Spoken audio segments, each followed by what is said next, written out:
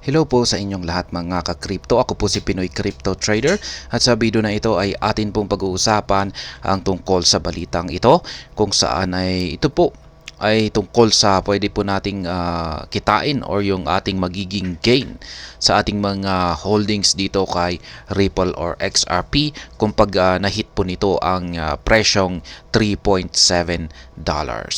Kaya yan yung mga possible holdings po natin dito na ating i-compute ay yung nasa 5K, 10K, 50K, 100K, 300K at saka 500K. Kaya ayan, bago po tayo magpatuloy ay nais ko po munang bigyang linaw ang aking disclaimer kung saan ang nilalaman po ng video na ito ay hindi po ito isang financial advice. For education and information purposes lamang po ang layunin nito. Maliban po dito ay nais ko na rin pong magbigay babala na wala pong kahit anumang group chat ang Pinoy Crypto Trader. Kaya, ayan, umpisahan na natin kung pag meron tayong hold na 500,000 na XRP. Nagkakahalaga po ito ngayon sa kanyang presyo ngayon na ng $2,775.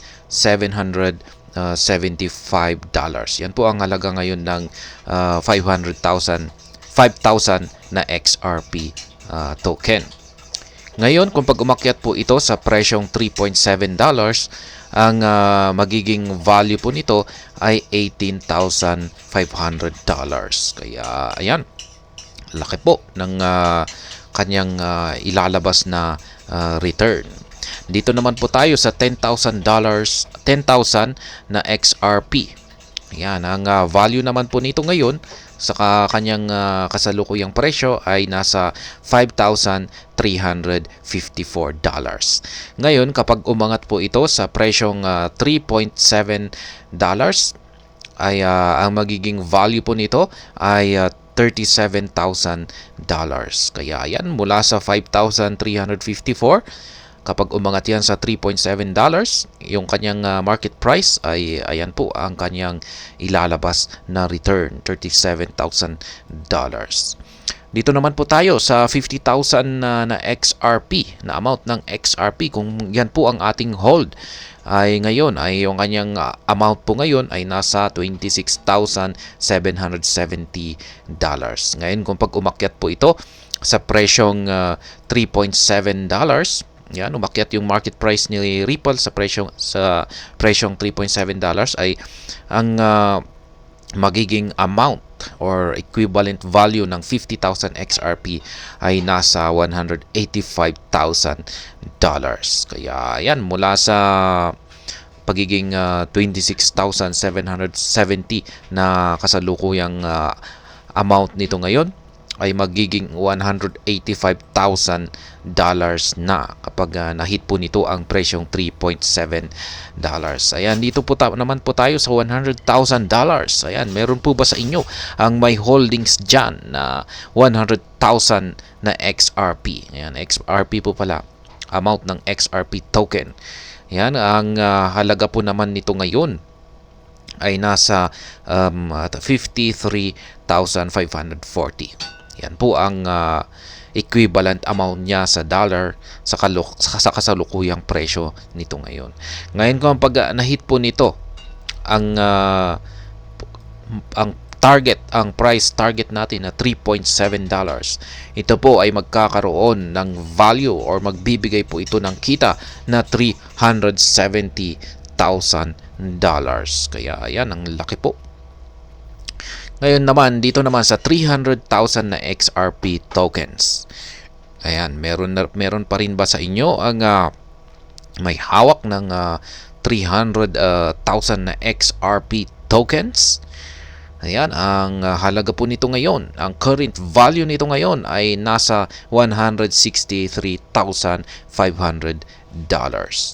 Ngayon, kapag umangat po ang presyo nito sa yung market price ni XRP, kapag umangat ang kanyang market price sa $3.7, yan, yung ating 300,000 na XRP token ay magkakaroon ng value na $1.1 million. Ayan, million po ang ilalabas or ibibigay nito, ibabalik nitong kita. Kaya mula sa $163,500 na value nito ngayon. Ayan, ay magbibigay po ito ng kita na $1.1 million kapag na-hit ni XRP ang price target na $3.7. At ayan, dito na po tayo sa 500,000 na XRP token. Kung ganyan po kalaki ang ating hawak na amount ng XRP token, ang halaga po nito ngayon sa kanyang kasalukuyang presyo ay nasa $272,650. Ngayon, kapag umakyat po ito sa presyong $3.7, kung saan ay ang ating price target, ang magiging value po nito ay tataas at magiging $1.85 million. Kaya yan po ang ibabalik nito, or ang return, or yung magiging value po nito sa ating 500,000 na XRP token. Kaya yan, these calculations merely offer a clear perspective on the potential gains that the XRP investors could realize if the asset returns to its all-time high of $3.7.